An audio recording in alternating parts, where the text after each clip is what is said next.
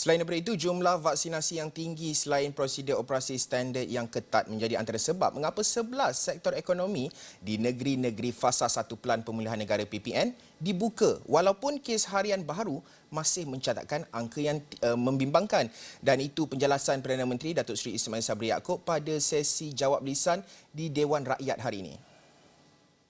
Sektor-sektor ini dibuka dengan SOP yang ketat, termasuk hanya membenarkan pelanggan yang telah divaksin lengkap sahaja untuk masuk, membuat urus niaga dan mendapatkan perkhidmatan. Manakala pekerja-pekerja di premis-premis yang berkaitan juga mesti telah pun lengkap dengan 2 dos vaksin. Langkah mengurung rakyat tidak lagi dilihat sebagai sesuai, malah dikuatiri mendatangkan lebih banyak implikasi, termasuk kesihatan mental. Sekaligus kita perlu memberi keutamaan dengan membuka sektor ekonomi. Pembukaan ekonomi bukan saja dapat membantu mempercepatkan pemulihan ekonomi, malah memberikan peluang dan ruang untuk rakyat memperbaiki hidup.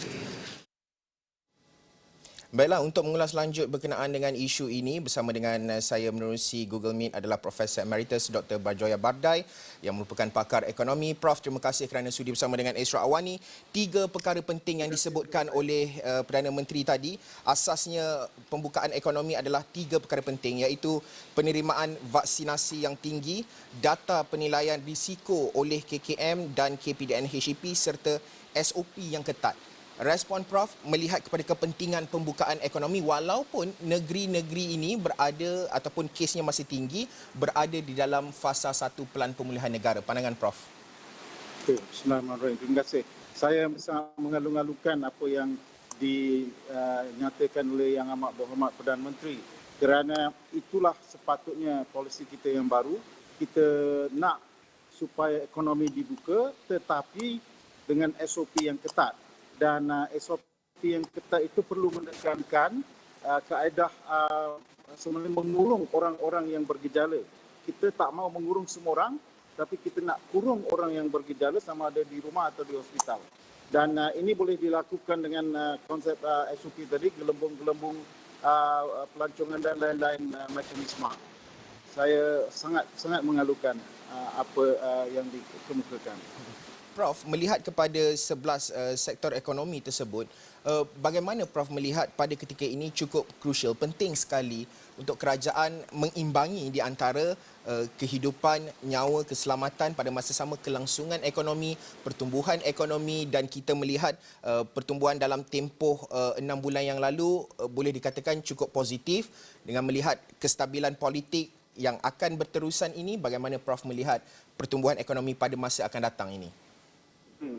Mungkin di masa lepas kita menekankan keselamatan nyawa kerana kita merasakan ini merupakan satu pandemik yang sangat serius. Tapi sekarang ini kita sudah dapat melihat mengawal bagaimana kadar kematian sebenarnya sangat terkawal. Jadi kita patut lebih menekankan sekarang kepada sektor ekonomi dan membuka sektor ekonomi ini secara lebih meluas.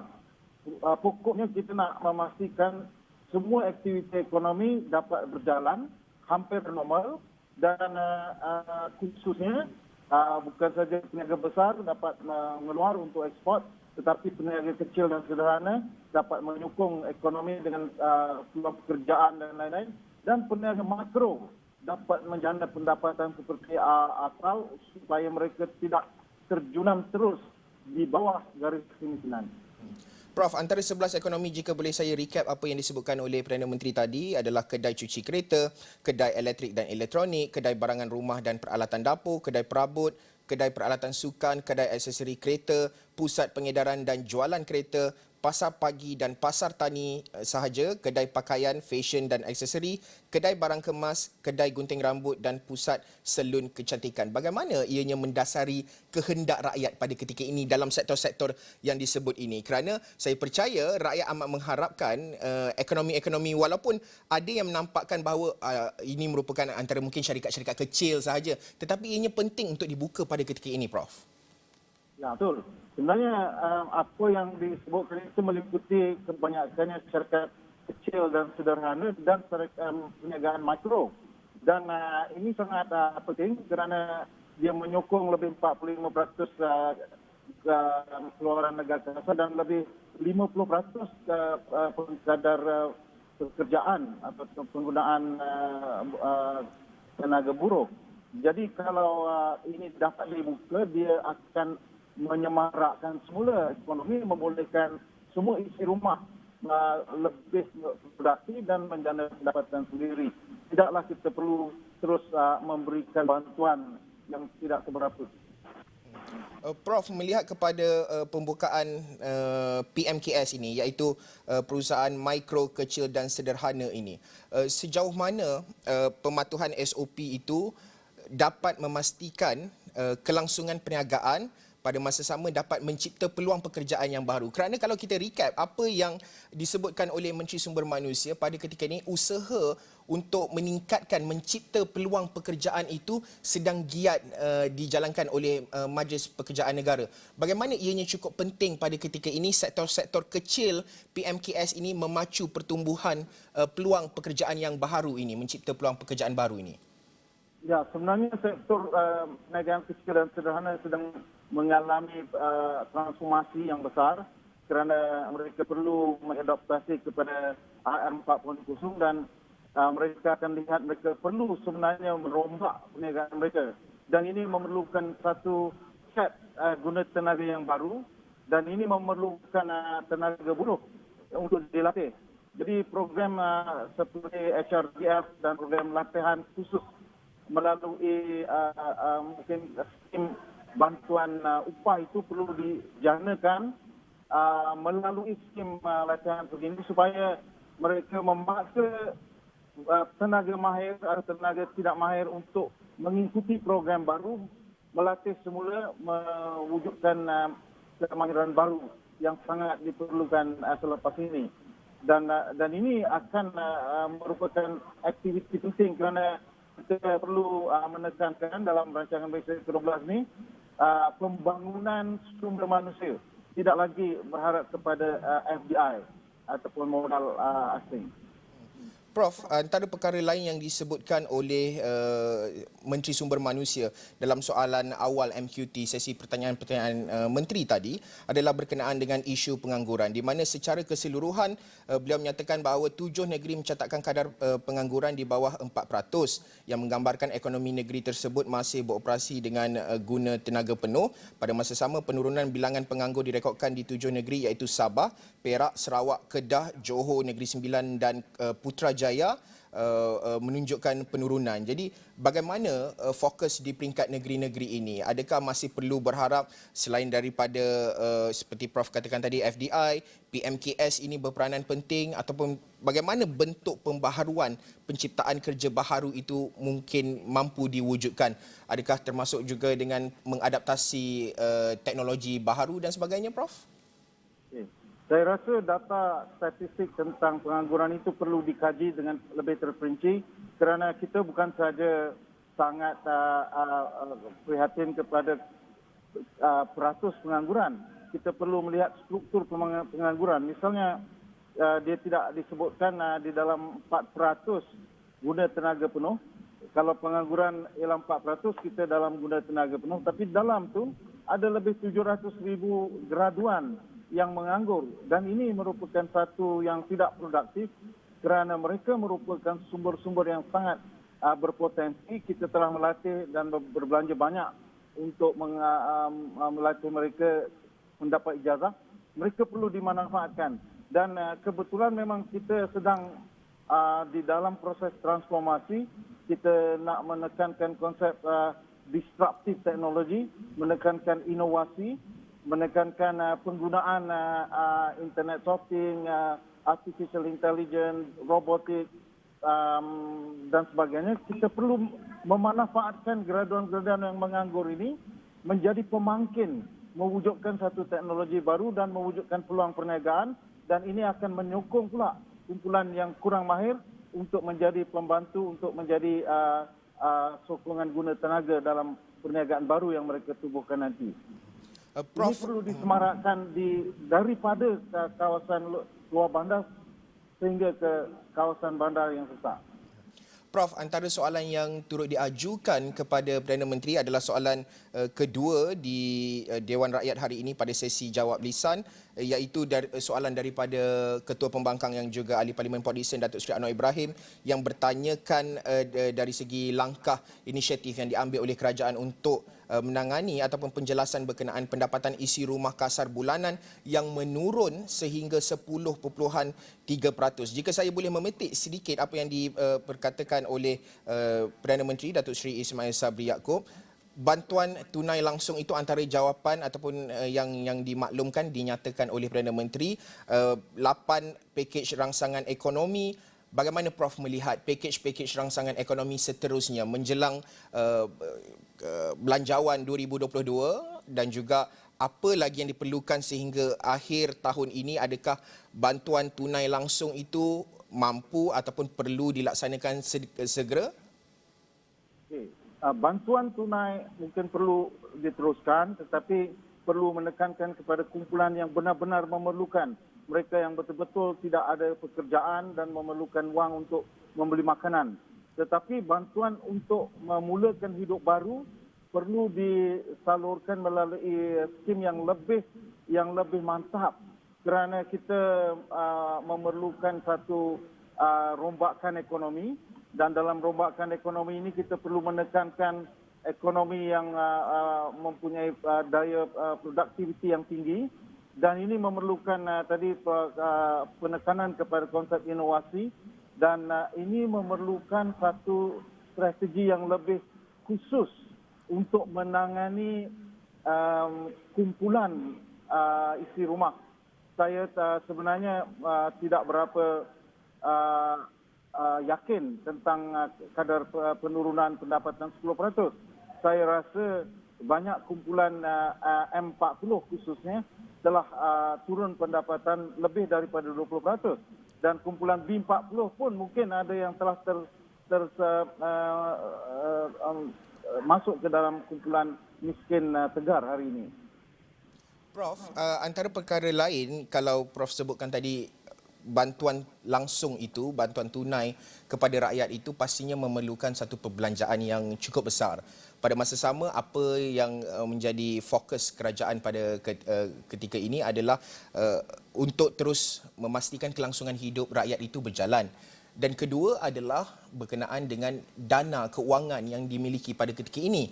Pada masa sama, kerajaan juga menyatakan bahawa akan mengusulkan di Dewan Rakyat untuk meningkatkan had statutory hutang negara. Bagaimana Prof melihat pentingnya untuk peningkatan had hutang negara ini berlandaskan KDNK ini? Adakah perlu meningkat sehingga mungkin 65-70%? Bagaimana Prof melihatnya? Kita memang menganggarkan bahawa belanjawan tahun 2022 akan mengalami defisit yang lebih besar dari belanjawan tahun 2021, kerana inilah masa kita perlu sebenarnya melabur untuk jangka pendek memastikan kesejahteraan rakyat dan untuk jangka pertengahan dan jangka panjang bagi memacu ekonomi. Jadi kalaulah kita mempunyai belanjawan defisit 7%, mungkin kita perlu meningkatkan hutang negara sehingga ke kadar 70% juga. Jadi ini akan menambah maknanya beban negara, tetapi sebenarnya ini dijangkakan negara maju dan penganalisa keuangan, even rating agency memang sebenarnya sudah meramalkan bahawa semua negara di dunia akan meningkatkan pinjaman. Dan sebenarnya kadar pinjaman kita pada 58% sekarang ini adalah masih rendah. Kita masih mampu menambah 12% lagi menjadi 70%. Bukan kita nak gunakan semuanya, tapi kita akan gunakan sebagai reserve kerana kita nak memacu ekonomi, menjana satu ekonomi baru. Jadi belanjawan 2022 perlu menjadi satu pelancar ataupun launching ground untuk rancangan Malaysia ke-12 untuk menekankan perombakan ekonomi ke arah satu ekonomi baru yang dapat memulihkan ekonomi negara dengan secepat mungkin. Prof menyebut berkenaan dengan quick wins di menerusi belanjawan 2022 itu. Tetapi pastinya RMK12 tidak boleh kita kesampingkan untuk perjalanan pemulihan yang cukup penting dalam tempoh 5 tahun ini. Bagaimana Prof melihat kelangsungan itu perlu diwujudkan di antara belanjawan 2022 di dalam RMK 12 yang akan dibentangkan pada penghujung bulan ini, pelaksanaan itu dan juga kelangsungan dari segi antara kedua-dua indikator penting dalam pemulihan ekonomi wabak dalam krisis COVID-19 ini, Prof. Okey. Rancangan Malaysia ke-12 akan merupakan satu rancangan Malaysia yang baru dan berbeza dan tidak mungkin tidak merupakan linear kepada rancangan Malaysia sebelumnya kerana kita perlu memacu ekonomi kita dengan deras. Dan sebenarnya kalau kita ikut pusingan ekonomi, kita ada masa dalam 5-6 tahun untuk memanfaatkan ekonomi yang sedang menaik di seluruh dunia. Kerana selepas itu kita akan melihat ekonomi dunia akan mula mengalami arah yang lemah menurun. Jadi kalau kita tidak memanfaatkan rancangan Malaysia ke-12 ini, kita akan tertinggal. Dan belanjawan 2022 merupakan permulaan kepada rancangan Malaysia ke-12. Jadi dia merupakan launching ground. Dia perlu menjadi asas. Kita perlu melabur lebih banyak untuk mewujudkan asas yang kukuh supaya kita boleh meloncat dengan tinggi dalam masa 2-3 tahun selepas ini. Kalau mengikut ramalan Fitch rating misalnya, tahun ini dijangkakan kita akan mengalami kadar pertumbuhan 0%. Itu tidak boleh berlaku di Malaysia. Kita perlu memastikan bahawa tahun 2021 kita juga mengalami pertumbuhan dengan pelancaran satu model ekonomi yang baru. Prof, akhirnya kita ingin melihat satu bentuk perubahan ekonomi dan juga pemulihan yang betul-betul berteraskan rakyat itu. Tetapi pada masa ini, kalau saya nak mengaitkan sedikit dengan kerjasama MOU, kerjasama politik di antara kerajaan dan juga Pakatan Harapan, ianya bagaimana Prof melihat kerangka belanjawan 2022 itu mampu dibentuk dalam satu asas yang betul-betul berteraskan kehendak dan juga keperluan rakyat ini nanti? Okey, inilah maknanya masanya kerajaan dan barisan pembangkang perlu bertekad bekerjasama kerana kalau kita lihat kerajaan hari ini masih lagi nampak agak membazir dalam guna tenaga, dalam pelantikan menteri dan sebagainya. Dan ini perlu memerlukan check and balance. Pasukan pembangkang perlu memastikan bahawa belanjawan tahun 2022 ini merupakan belanjawan yang sangat rasional, sangat cekap. Tidak ada pembaziran, tidak ada projek yang tidak pasti misalnya.